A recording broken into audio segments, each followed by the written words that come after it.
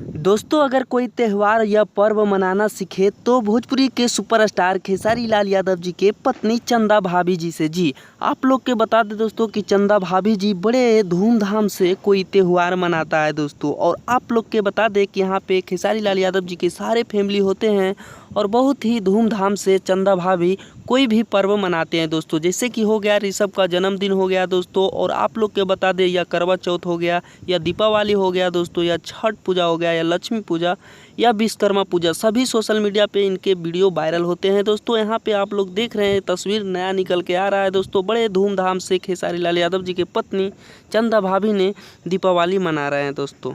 तो दोस्तों, हर साल की तरह इस साल भी बहुत धूमधाम से दीपावली मनाए हैं दोस्तों चंदा भाभी जी ने। तो आप लोग चंदा भाभी जी को पसंद करते हैं तो वीडियो को लाइक कीजिएगा, ज़्यादा से ज़्यादा शेयर कीजिएगा ताकि सभी खेसारी फैंस तक ये वीडियो पहुंच सके। तो अगर आप सच्चे खेसारी फैंस हैं तो वीडियो को लाइक कीजिएगा, चैनल को सब्सक्राइब।